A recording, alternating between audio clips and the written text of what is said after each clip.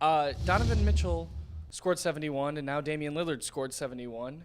And if you could bet that Donovan Mitchell will score 72 this season, you might want to do it with BetJack. The time is now, Ohio sports fan. Sports betting is live. Download the BetJack app today, so you'll be able to go. You'll be ready to go with all the action. BetJack, Ohio Sportsbook. They probably have a line on that. I'm taking the under. He's not doing it. Guys, I don't really give a rat's ass if Donovan Mitchell scores 72 or not. I want the Cavs to win in the playoffs. I mean, I don't care either. I don't care. I'm sick of all these scoring. It's not a record. No, like, it's a Cavs record. Yeah, but that's it. I mean, it's not an NBA record, but scoring this year is way up. We've seen, score. There was a regular season game right after the All-Star game. It happened. It's Kings, Clippers that scored double overtime. 176, 175. Second highest scoring game in NBA history. 351 total points. Defense is now optional. I think everybody has realized that that's where the effort is. If everybody's talking load management, stars are sitting.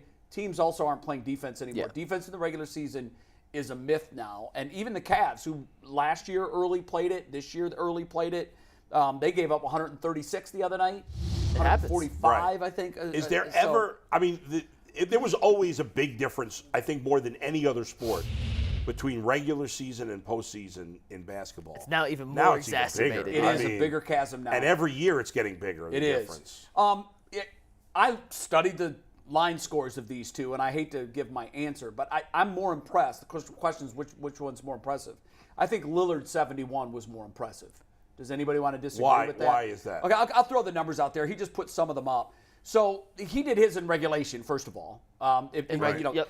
He played 10, so I'm with you. He only played 39 minutes. I'll make the case for Mitchell if we have to. How many minutes did Mitchell play? 50. Oh, that's a big He did it in 11 or 10 and a half fewer minutes. He also took 6 more shots, Mitchell.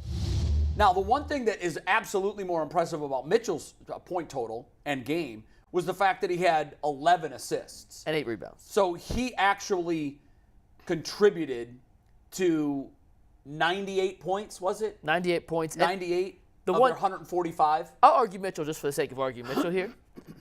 Lillard did it against the Houston Rockets team that is tanking. That's true. Plays absolutely. You talk about teams not playing defense in general. The Houston Rockets are allergic to defense. Yeah. I mean, they don't even attempt to put out an effort. And Mitchell shot it better. Better field goal percentage. A tiny bit. True shooting percentage was different. He made 20 free throws. Lillard made 14. The other thing about Lillard's was he almost tied Klay Thompson's record for the most three-pointers in the game. He made 13 threes in the game. He had 13 three-pointers. That's pretty crazy. But the record's 14. The difference in But the Bulls aren't a juggernaut either. No, but the game went to overtime. It was much closer. Lillard did it in a non-competitive atmosphere, which turned into a track meet and a shootout. Yeah. But at the end of the day, when we are comparing side by side, Lillard scored 71 points in 39 minutes. It took Mitchell 49-48, I think was the final number. Almost 49 50 minutes. Almost 50 minutes to score 71. I got to tell you, I was saying this to you guys as we were driving in. I was like, I didn't even know about this until last night. And it really feels like nothing. I know it's an accomplishment. I don't really care. Yeah. I got an alert don't care. on my phone. I didn't even read the story. I just got the alert, and I'm like, oh, wow. So we've got a second 7. What's fascinating is, in the history of the NBA before this year, there were 6 players that had reached 70 points in a game. Yeah. In 2 months, we've seen it twice. It drives home nobody's playing defense. Would you be surprised if we start seeing 2 or 3 a year now? No, I wouldn't.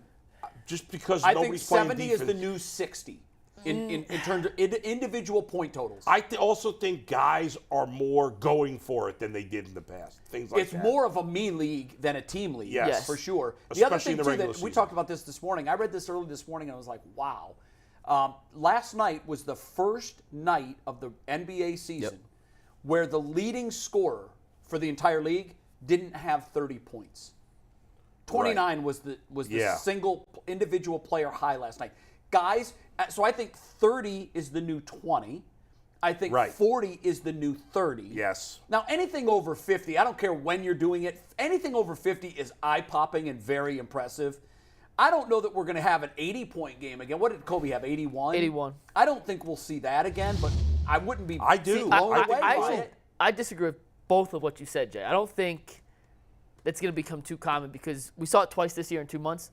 It took Mitchell 50 minutes, which is longer than a regulation game. So it took an extraordinary circumstance for Mitchell to reach that number. Lillard made 13 threes. He was as hot as humanly possible to reach that. And guess what?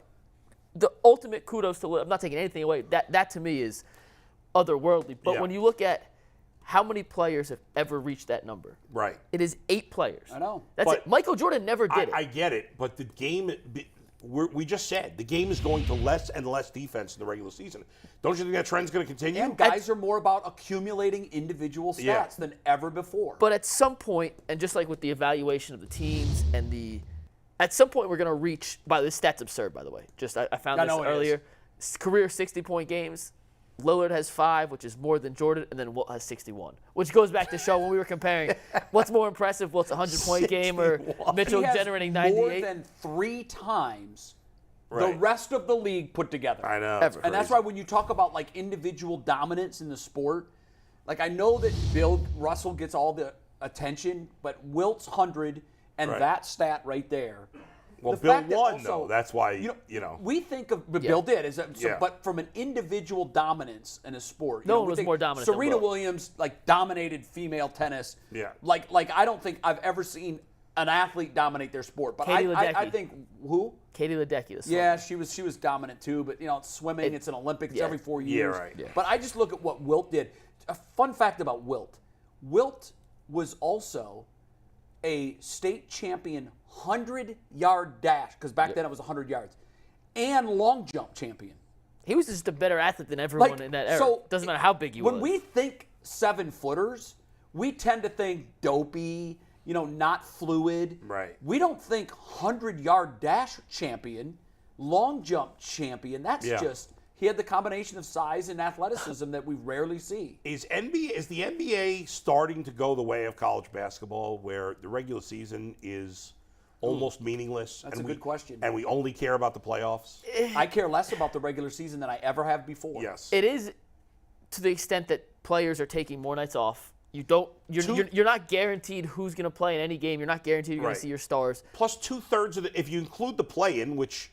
Two-thirds of the teams make the playoffs, essentially. At least play past the regular season. Yes. And you're different because I know you are a major basketball fan. You watch a game every night, I'm guessing. My interest is waned. I'm not going to... Right, but you know what I think has done it, guys? This. Yeah. I used to watch Major League Baseball every night of the season. Mm-hmm. If the Indians were off, I would find another game to watch. Mm-hmm. I now find myself living my life. I've just decided, I'm like, you know what?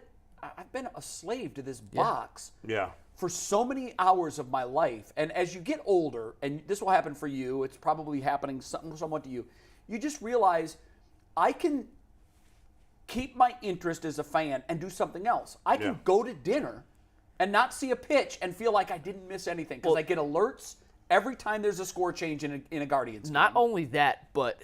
the NBA, and this was strategic by the NBA probably 10, 11 years ago, right when I started college, it wanted to be a social league because it was worldwide, international, and it said, unlike the NFL, which restricts all its rights and videos, obviously you guys see our show, we can't use them, the MLB, which is a terrible job of sharing their accomplishments, the NBA said, we're going to put everything out and you can use it. And by the way, Adam Silver was once again ahead of the curve. Way ahead of his curve. He was the one that embraced gambling first. Yep. He was the one that said, why would we restrict something that promotes our in-progress games? On the flip side of that, now fast forward 11 years, it is so accessible.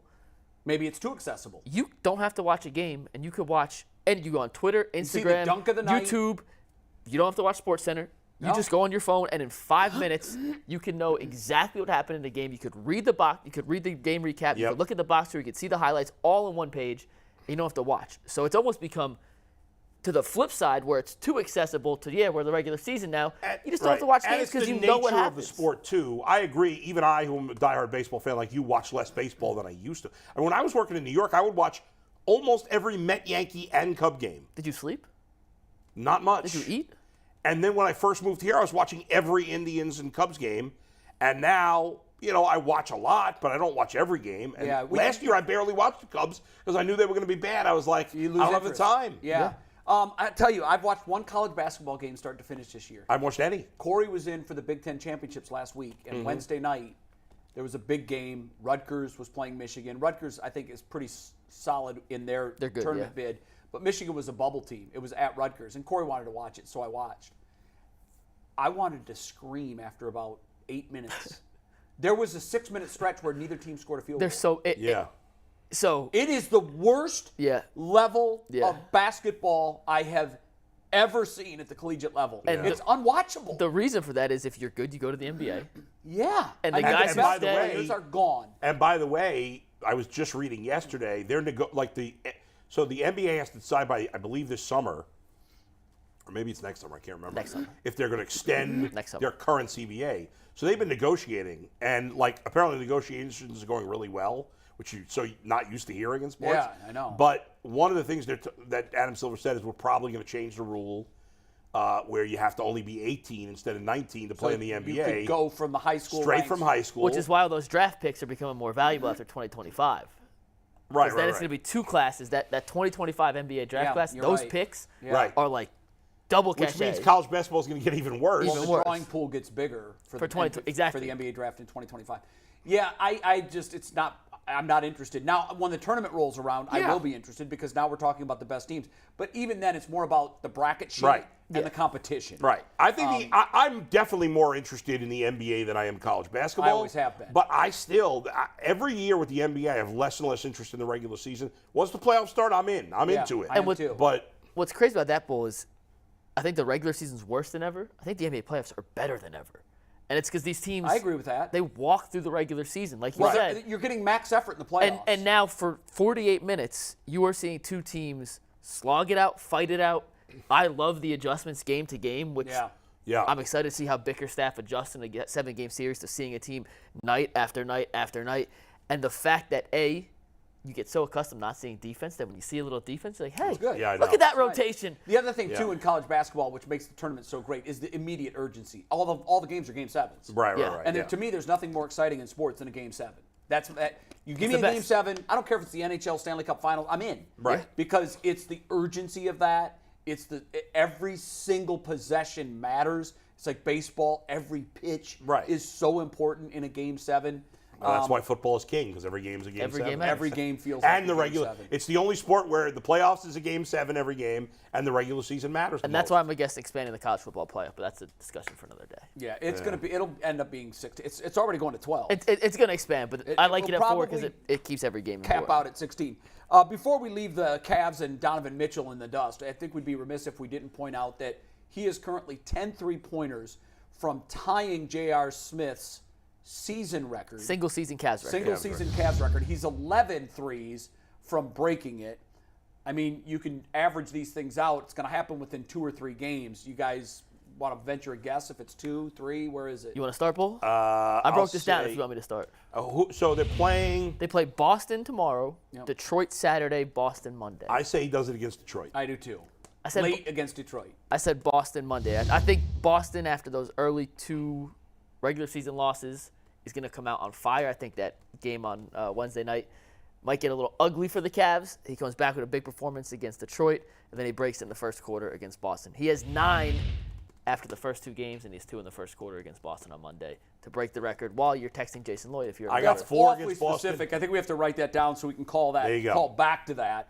He gets 9 in the Boston and Detroit games combined. He gets 2 in the first quarter against Monday. Boston. And then Jason Lloyd is texting with the coaches tier members, and he's going to tell you he broke the record. Is anybody going to be excited about that record getting broken? No, because it won't stop the game. It'll be broken the next year again, and then Darius Garland will break JR's record, and next thing you know, in 2 years, Darius Garland and Donovan Mitchell will have 1, 2, 3, and 4 on that list. Yeah. Well, the NBA now is a 3-point game, and that's why somebody stumbled upon this the other day. I think it was you that said the Cavs are 20th in the league in 3-point. In either percentage or 3 points made threes a game, Okay, that to me is you're not going to win an NBA championship. That would be like winning a Super Bowl and you're 20th in passing. It's not going to happen. Right. It's that 3-point shot is to the NBA what the passing game is to the NFL. When's the last time a team that was not in at least a top 10? That's a great question. Well, the Warriors have won it all those years. They were definitely top 10. Right. The Raptors weren't a great 3-point shooting team. They had great depth all around, though. Well, when the Cavs won, JR was a good shooter. Kevin Love was a good Kevin shooter. Love. I bet you they made a lot of threes. I bet they were up in the upper tier of makes. teams. I'd like to know that. It's a great research project. Yeah. If My guess somebody is the out there Raptors. wants to help us out, figure out the last 10 NBA champions, where they ranked in 3-point shots. One more thing on the NBA before we pivot. obviously I played college basketball. All I did was shoot threes. Right. And for a while I was like, man, I just came into basketball too early. You were like, born 5 years too soon. But now I think it's opposite. I don't think I have a role in today's NBA.